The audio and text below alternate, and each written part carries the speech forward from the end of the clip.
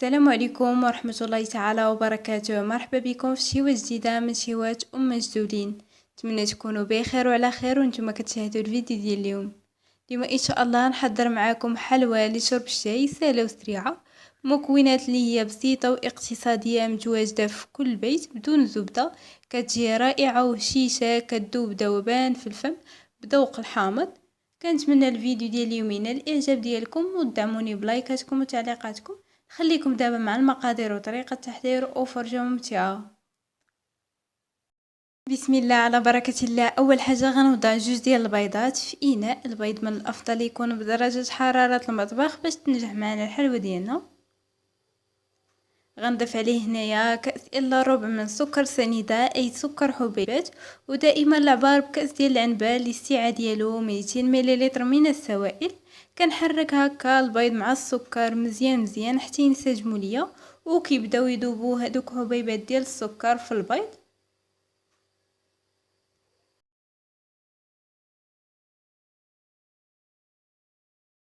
من بعد ما كيبداو يذوبوا ليا حبيبات ديال السكر غنضيف هنايا كأس الا ربع من الزيت، زيت نباتي. وبالنسبه للتنسيم غادي نضيف هنايا ملعقه كبيره من عصير الحامض، ايضا ملعقه كبيره من مبشور الحامض. بالنسبه للحامض فكيعطينا واحد المذاق رائع للحلوى ديالنا. غنضيف ايضا كيس من سكر فاني بوزن 8 غرام، وبالنسبه للفاني فهو اختياري تقدروا تستغنوا عليه. وكنعاود نخلط هكا المكونات ديالي مع بعضياتهم مزيان.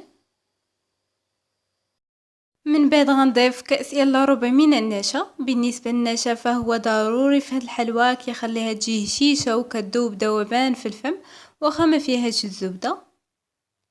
كنضيف النشا وكنحرك مزيان حتى كينسجم ليا داك النشا مع باقي المكونات. ودابا غنبدا نضيف في الدقيق ديالي بالتدريج. هنايا غنوضع الكأس الاول من الدقيق وغنضيف عليه 2 اكياس من خميره الحلويات بوزن 16 غرام. بالنسبه للدقيق خاصنا نكونوا مغربلينه من قبل باش ما يبقاوش لينا التكتلات ديال الدقيق في الخليط. صافي وكنحاول انني ندمج هذيك الكميه ديال الدقيق في الخليط. كنتمنى فعلا تجربوا هاد الحلوى وانا متاكده ان شاء الله لا جربتوها غتنال الاعجاب ديالكم لانها كتجي اكثر من رائعه. كتجي لذيذه بزاف ومكوناتها متوفرين في كل بيت وجد بساطين، وكما غتشوفوا معايا كتخرج كميه وفيره. هنايا حيدت الطراب اليدوي وغنكمل باليد ديالي. ضفت الكأس الثاني ديال الدقيق وكنحاول انني ندخل هذاك الدقيق في الخليط بهذه الطريقه هذه. بالنسبه للدقيق ما تضيفوش دفعه واحده، ضيفوه بالتدريج باش ما تحصلوش على عجين اللي تكون قاصحه بزاف. هنايا ضفت الكأس الثالث وكنستمر بهذه الطريقه هذه.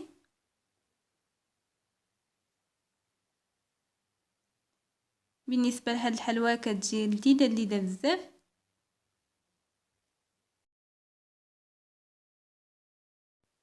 دائما الدقيق كنبقاو نضيفوه بشويه لان النوعيه ديال الدقيق اللي استعملته وايضا حجم البيض هو اللي كيتحكم في الكميه ديال الدقيق اللي غندخلو في هذا العجين. كنبقاو نضيفو الدقيق ديالنا بالتدريج باش كنتحصلوا على القوام المطلوب، لانه السر ديال نجاح هذه الحلوى هو في كميه ديال الدقيق اللي غنضيفو. كنبقاو نضيفو في الدقيق حتى نتحصلوا على واحد العجينه اللي تكون لينه، كتكون خفيفه شويه باش كتجينا الحلوى ديالنا هشيشه وكتذوب في الفم.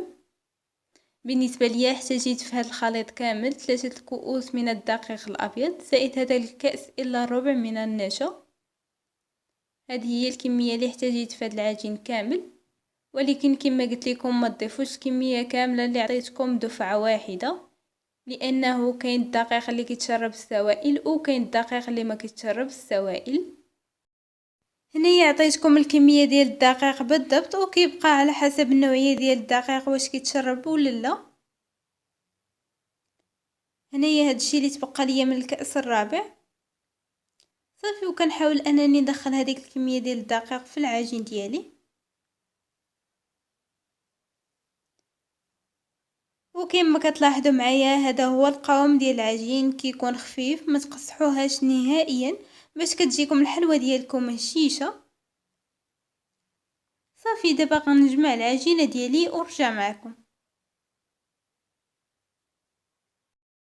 ودابا غنبدا نشكل العجينه ديالي الكويرات. بالنسبه للحجم كيبقى لكم على حسب الرغبه ديالكم، واش بغيتو الحلوه ديالكم تجيكم كبيره او صغيره. وبالنسبه لهاد الحلوه كل ما صغرتوها كل ما كتجي زوينه، لانه مازال غيضاعف الحجم ديالها في الفرن لاننا وضعنا فيها الخميره. صافي كنستمر بهذا الشكل هذا حتى نكمل الكميه كامله، وكنحاولوا اننا نساويوهم في الحجم ديالهم. وفي هاد الاثناء وانا كنشكل في الحلوه ديالي كنشعل الفرن باش يسخن ليا مزيان مزيان. صافي غنستمر بنفس الطريقه حتى نكمل ونرجع معكم.